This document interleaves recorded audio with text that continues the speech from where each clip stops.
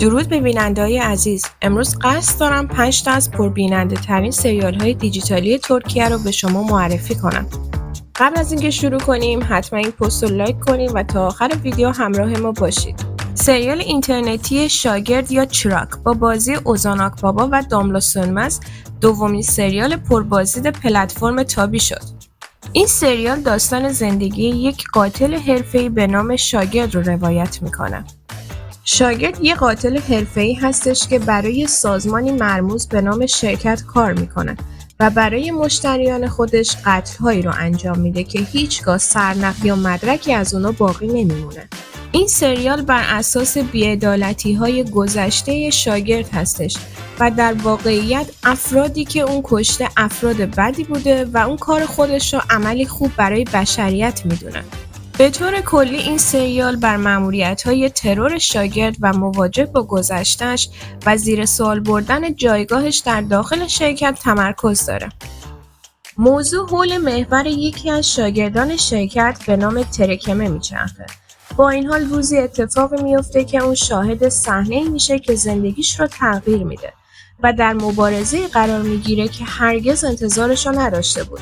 ژانر سریال جنایی و اکشن هستش و به طرفداران اکشن حتما توصیه میکنم که این سریال رو ببینن. سریال پژواک دست نامرئی درباره مشکلات اخلاقی و معنوی هستش که ارای کارمند یک بانک بزرگ از طریق تصمیمات حیاتی که میگیره با اونا مواجه میشه. و این سریال داستان یک مردی به نام ارای که با یک دوراهی دشوار روبروست و رابطه‌اش با برین زنی که دوستش داره رو روایت میکنه. بازیگر جهانگیر جیهان نقش ارای کارمند بانک و سینم اون سال نقش برین دختر یک تاجر و زنی مشهور رو ایفا میکنه. فصل اول این سریال از طریق پلتفرم دیجیتال تابی پخش شده. برخی از قسمت‌ها هم از وقایع واقعی الهام گرفته شده. به طور کلی پژواک دست نامرئی نقدی بر سیستم هستش و نشان می‌دهد که 28 فوریه نه تنها یک کودتای سیاسی بوده بلکه یک کودتای اقتصادی نیز بوده. این سریال توضیح میده که چگونه سیستمی که توسط اتحادها و موازنه‌های قدرت دستکاری شده هدایت میشه و به جای دست نامرئی بازار آزاد عمل میکنه. اصطلاح دست نامرئی برگرفته از نظریه اقتصادی آدام اسمیت هستش و دلالت بر این دارد که اقداماتی که افراد برای منفعت خودشون انجام میده میتونه مزایای غیرمنتظری برای جامعه به همراه داشته باشه. این سریال با استفاده از این اصطلاح پیامدهای فردی و اجتماعی یک شخص رو بررسی میکنه. سریال قبرستان یک سریال درام و جنایی محصول نتفلیکس هستش. این سریال تلاش‌های بازرس ارشد به نام önم و تیمش برای حل پرونده‌های جنایی دنبال میکنه. در حال حاضر 2 فصل از این سریال پخش شده که در نتفلیکس موجوده. کمیسر önم به عنوان رئیس واحد ویژه جرایم منصوب میشه. جایی که اون و تیمش قتل زنان رو بررسی خواهند کرد. در حالی که önم برای حل قتل‌های مرموز تلاش میکنه با بزرگترین چالشی که روبرو میشه نه خود پرونده هاست بلکه مردانی هستش که با تعصب قتل انجام میدن. ابتدای سریال با کشف جسد یک ستاره پاپ در سطل زباله شروع میشه.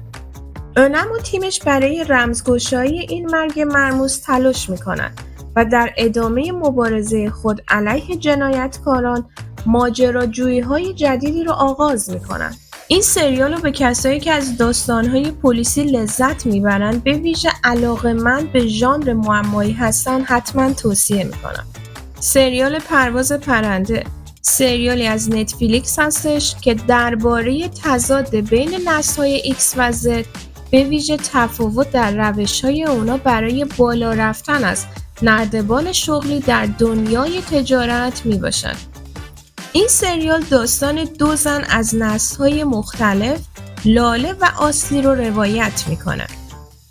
از طرفی کنان با بازی ابراهیم چلکل به عنوان یک روزنامه‌نگار با تجربه در این رقابت شرکت میکنه. اون خبرنگاری با تجربه و آرمانگراست که در برابر جاه طلبی و ظهور سریع نسل جدید موضع میگیره این سریال به بررسی رقابت لاله و آسلی در دنیای خبر و مشکلاتی که این رقابت به همراه داره میپردازه. دروغگویی و فریبکاری آسلی برای پیشرفت شغلیش عنصر کلیدی این سریال هستش. سریال خیاط. زندگی یک خیاط با استعداد رو دنبال میکنه. پیامی یک طراح و خیاط موفقی هستش که استعداد خودش رو از پدر بزرگش به ارث برده و بعد از مرگ پدر بزرگش اون مجبور میشه که از پدر معلول ذهنیش مصطفی مراقبت کنه و این وضعیت زندگی اونو کاملا تغییر میده. در همین حال اسرار پیامی با ورود اسوت نامزد بهترین دوستش دیمیتری پیچیده تر هم میشه. این سریال حول محور تلاش‌های پیامی برای مخفی نگه داشتن اسرارش و مسئولیت اون در قبال پدرش و رابطه پیچیدش با اسوت میچرخه. اسوت از خشونت دیمیتری فرار میکنه و به خونه پیامی پناه میبره و در اونجا هویت جدیدی به نام فیروزه رو برای خودش انتخاب میکنه. این سریال همچنین هنر سنتی خیاطی رو با زندگی مدرن ترکیب میکنه و دنیاهای متنوع و زندگی درونی شخصیت‌ها رو آشکار میسازه.